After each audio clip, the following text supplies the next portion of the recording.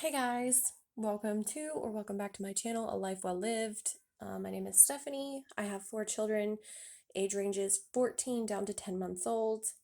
We are a homeschooling family, and on my channel, I just share content about parenting, homemaking, homeschooling, some tips for organization. I just have had a lot of conversations with people along the way that have made statements like, I don't know how you have 4 kids. I could never have 4 kids, or I don't know how you homeschool or how you meal plan, or just things in that nature. And I just kind of decided to kind of show you how we do things around here. So today's video is kind of actually out of sequence of what I had been focusing on because people have kind of been bringing up meal planning a lot to me lately. And they know I meal plan and are always like looking in my planners to see what kind of meals I'm having for the month. And so the end of January is wrapping up, and I sat down today and planned all of my meals for February. And I just thought it was a good opportunity to go ahead and film and make that video and see what you guys thought if you find it helpful. Uh, so my phone is actually a dud, and I can't toggle between selfie mode and like the normal regular view like this. And so I'm actually in my bedroom doing this in my mirror right now because I'm about to flip around and show you how I do things. So yeah, found that out. Super, super annoying, but it is what it is. So let's go over here. Okay. The very first thing that I do is I will get all of my recipe books, and I usually do this on my dining room table, but the kids are out there and they're being crazy right now. So I get all of my recipe books, which I think I have like 8 or 9, but I generally only pick, 3 or 4 to choose from. I have crock pot meals, freezer meals that I pull from downstairs in our large freezer. I have this Taste of Home cookbook that my awesome mother-in-law bought me years ago that I have gotten so much use out of. And I pull from recipes that I've bookmarked on oh my gosh, the internet. I almost said interweb because that's like, as a running joke, that's what my whole family calls it, the interweb. So yeah, anyway. So I will pull all of my recipe books out, and then I go and I get my my market notebook. This is just, I used to keep lessons, like school lesson plans in it and stuff, but I use it now just for going to the market.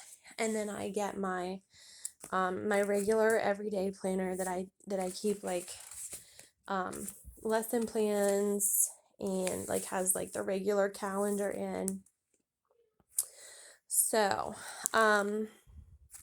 obviously I open it up to the month that I'm going to be planning, and step 1 for me is usually filling in Sundays, and then any appointments or special things that I need to note that are going on for the month that is going to affect the meals that we're going to be having.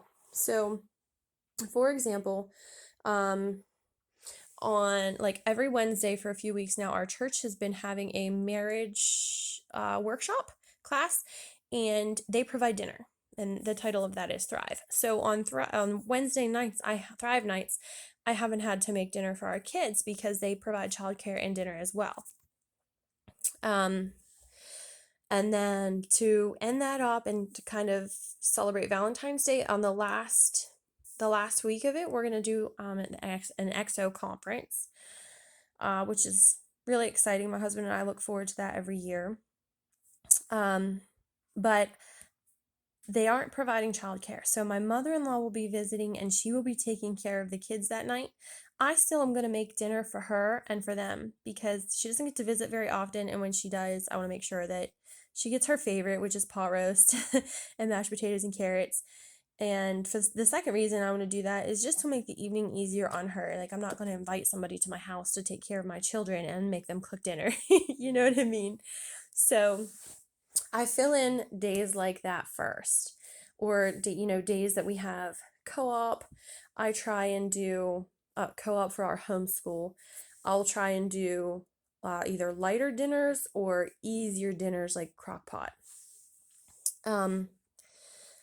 I also will do Sundays first just because that's the day of the week that we start with, but I have family over sometimes after church on Sundays, and I like to cook, but sometimes church runs a little bit later, and I just want to be prepared for, whatever meal we're having. So sometimes we'll do sandwiches. Sometimes we'll cook, like next week. I haven't confirmed with anybody if they're even coming next week, but next week I was going to make queso chicken tacos. And that is a recipe that is, again, super simple. I can do that in the crock pot. Very easy, just throw it in Sunday morning. I think 2 weeks after that, we're doing Philly cheese sticks, also super simple, only takes about 20 minutes to cook. So there's where I start. Now, I will say that I had to work my way up to planning a whole month at a time because it can be very intimidating when you first start out. So if you are new to this, I would highly, highly, highly recommend that you do 1 week at a time. Or if you have been doing 1 week for a while, maybe try 2 and kind of bumping it up from there.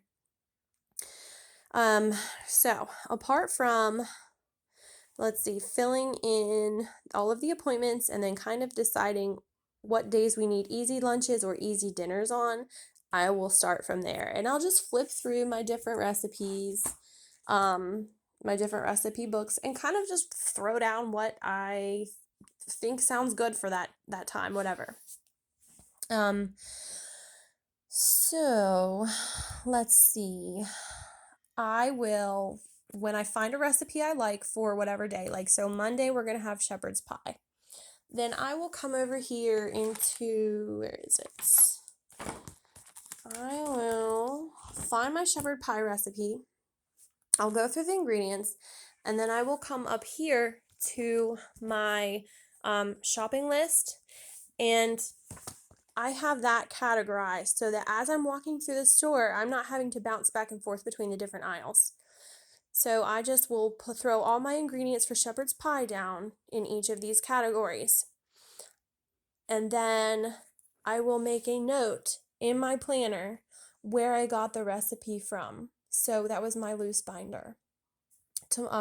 Tuesday for our poetry tea time, Aiden wanted a special like blueberry thirst quencher drink. So I wrote Taste of Home because that is in my Taste of Home recipe book. That's over here. That's what that is. And so that's just kind of how I do it. I do it one meal, one day at a time, one item at a time, throwing it into the different categories of my, is that a menu? That's not a menu. That's just a grocery list. Yeah, throwing it into the different categories of my grocery list. So I have produce, shelves, household, dairy, freezer, and Walmart because I do tend to go to Walmart and Aldi, both every week. There are certain things I like to get in one place over the other. Let's see. So we talked about meals and the cookbooks, noting which cookbook or which resource I'm using. So like down here it says bookmarked. To me, that I know that means that it's bookmarked in my favorites on my phone from the interweb. And then once I sit down on Sundays and start my lesson planning, I will then carry meals over so that I know each morning when I look at my planner and Aiden's school lessons for the day, I know what meal I'm making, if I need to pull anything out of the freezer, etc., etc. The really cool, convenient thing about this, like honestly, the whole reason I do this planning 1 month out is because I am never exactly sure when I'm going to be able to go to the market.